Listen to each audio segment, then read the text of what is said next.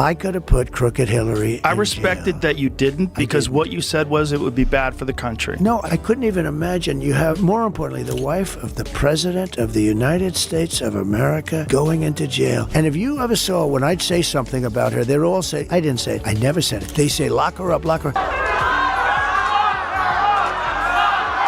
And I'd always go, take it easy, just relax. We're going to win this thing. Take it easy, take it easy. And I'm telling you, I kept it down, just the opposite. Now they say, oh, Trump wanted to put her in jail. No, I saved her from going to jail. It doesn't mean that Hillary would have been a good choice No. either. She was a terrible choice. She's a corrupt politician, one of the most unlikable Two of people. the sharpest voices in politics and media collide to dismantle a towering figure nobody saw coming.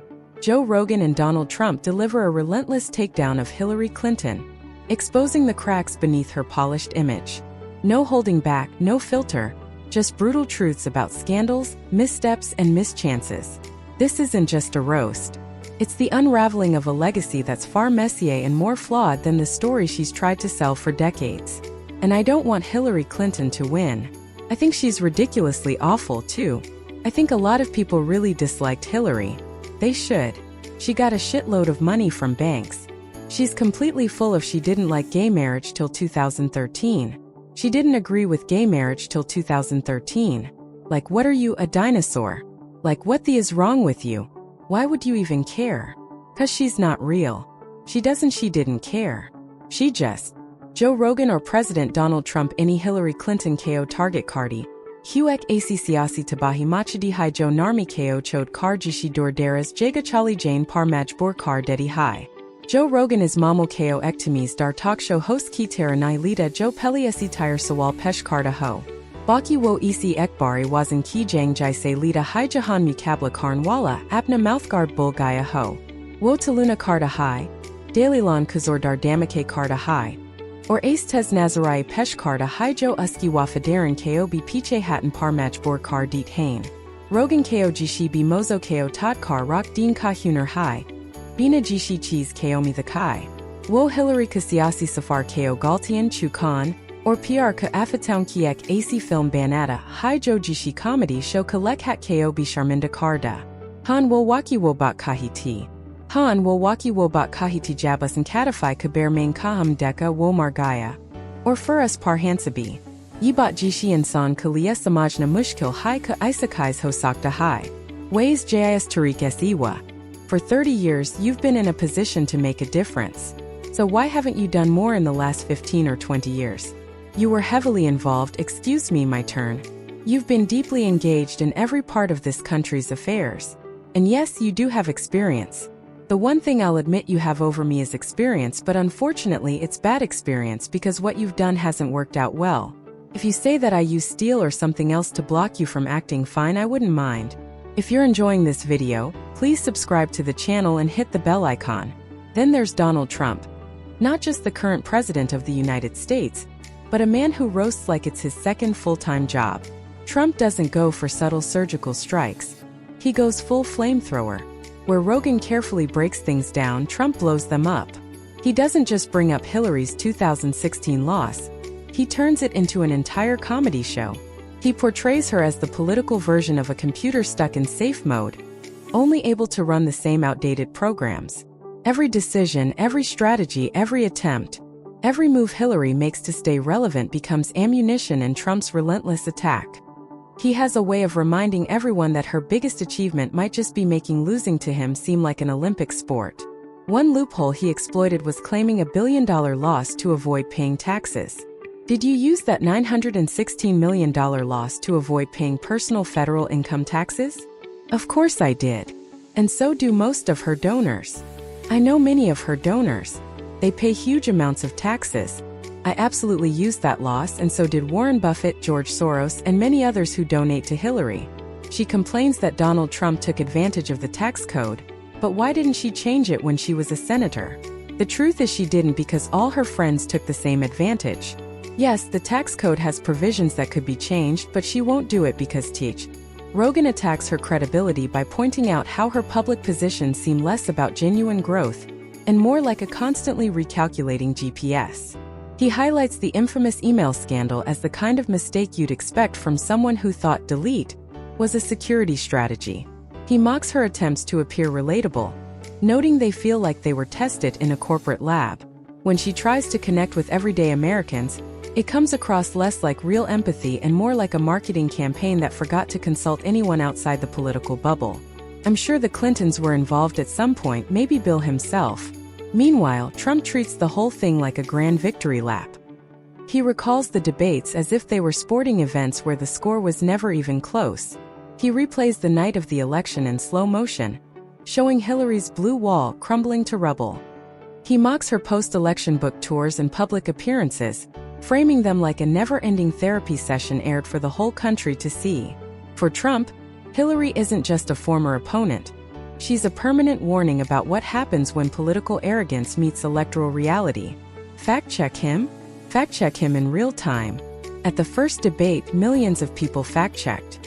So I expect even more will fact-check this time. It's just awfully good that someone with Donald Trump's temperament isn't in charge of the law in our country.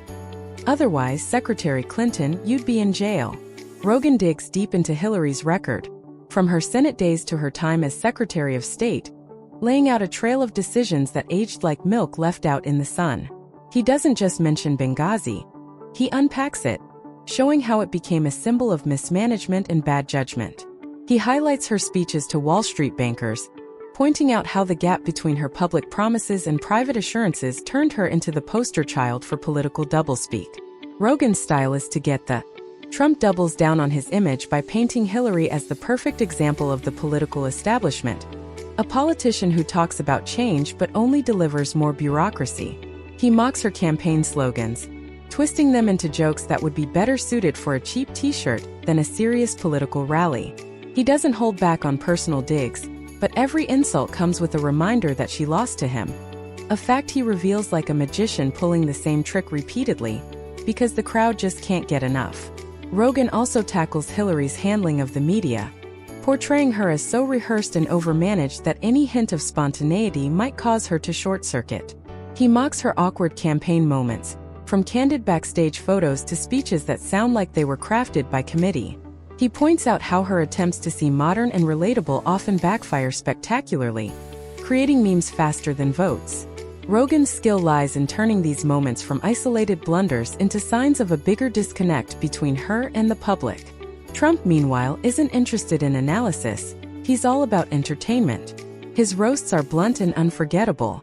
He keeps hammering home the fact that despite her decades in politics, her vast network, and deep pockets, she still couldn't beat him. He treats this reality as both hilarious and proof of her political failures. Rogan's jabs go even deeper when he compares Hillary's political image to a brand that refuses to update its logo.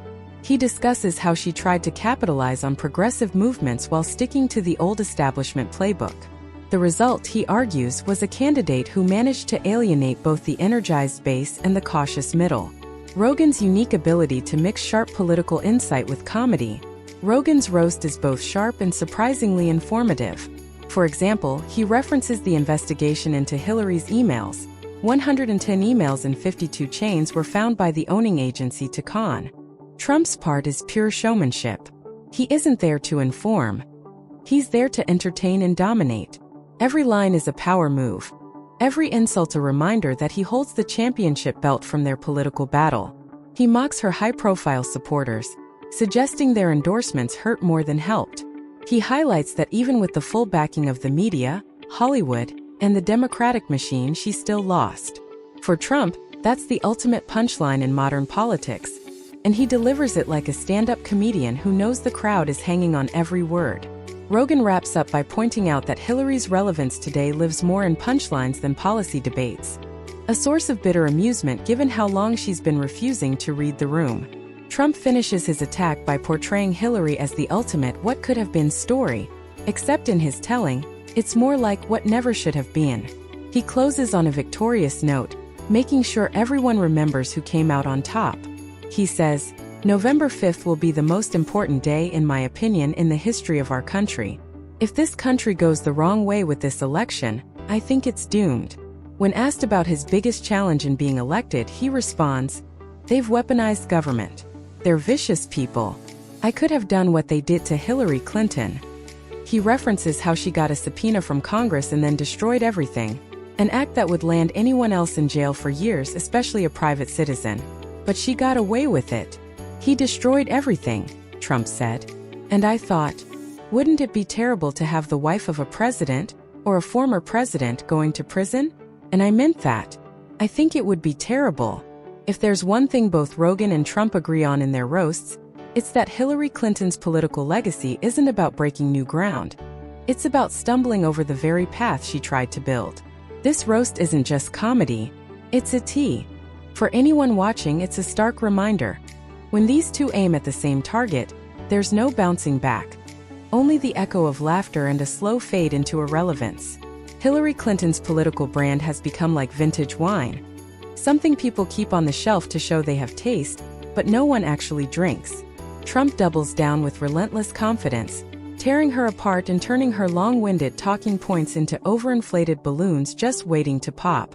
Together, Rogan and Trump peel back decades of spin like old wallpaper, exposing a cracked foundation that's been breaking down since the 90s. This one's wild, a snapshot of Hillary Clinton circa 2008, alongside the kind of wild MAGA rhetoric telling people to come out of the shadows. If they've committed a crime, deport them. No questions asked. They're gone. If they're law-abiding and working, then we should set conditions for them to stay. They have to pay a stiff fine because they came here illegally, pay back taxes, learn English, and wait their turn in line. You have to wait. They sliced through her public persona like it was paper thin, exposing every failed attempt at rebranding. Hillary the reformer, Hillary the progressive, Hillary the champion of women. Each as flat and unconvincing as an unwanted campaign ad. Rogan's takedown paints her like a Netflix show that keeps getting renewed out of habit, not because it's good.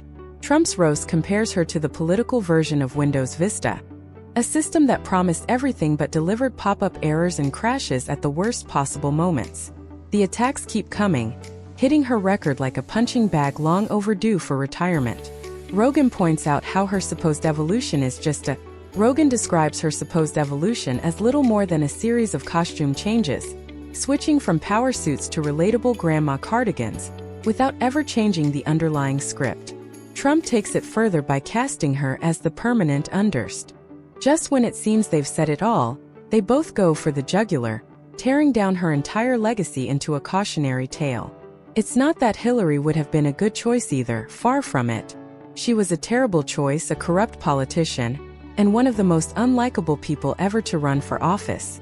Trump adds, "It's just awfully good that someone with my temperament isn't in charge of the law in this country, because you'd be in jail, Secretary Clinton." They criticize how some people supported her solely because she's a woman, saying things like, "This is going to be our history. Women, ladies, I stand with her." But according to them, that blind allegiance was misplaced for a career politician who's been completely full of it forever. Rogan frames her as the politician who wanted to be a revolutionary but ended up a trivia question. Trump finishes by portraying her as the prime example of political ambition without real connection. An empire built on sand. The audience can almost feel her legacy collapsing brick by brick, as decades of carefully curated influence crumble into a pile of forgettable sound bites. This isn't just a roast, it's a complete dismantling of her myth, leaving nothing behind but the echoes of what might have been. By the end, Hillary's image isn't just bruised, it's reduced to political dust, scattered by two relentless voices who show no interest in letting her rebuild. On election day, the odds were crazy, like 90% in Hillary's favor. We watched it from the Comedy Store doing a podcast called The End of the World. What struck me most was after the podcast, when we all went to the bar, Jake Tapper was on TV, seriously bummed out, talking about Trump winning state after state. It's hard to think of a political comeback bigger than this one. I'm tempted to say Richard Nixon, but even that falls short of what Donald Trump pulled off. For many, that was the end of trust in mainstream media, the first nail in the coffin. People who were so sure were proven wrong, and as the dust settled, the stage was left empty, the lights dimmed, and the only sound louder than silence was the realization that this takedown would echo far longer than her last campaign slogan ever did. Hillary Clinton's political brand now sits like a museum exhibit nobody asked for, polished on the outside but hollow inside. A relic from an era when political elites thought charisma was optional and accountability was a joke. The only thing preventing it from crumbling completely is the protective glass of media nostalgia. But time has a way of fading the gloss, And when it does, the cracks will show. The applause that once surrounded her has thinned into awkward silence, replaced by the uncomfortable truth that her so-called inevitability was never real. In the end, Hillary's legacy isn't written in victories, but in the long shadow of opportunities she let slip away. As the roasts echoed louder than her speeches ever did, it became clear. This wasn't just the end of a chapter, it was the closing of the book, the cover slamming shut so hard the dust still hasn't settled.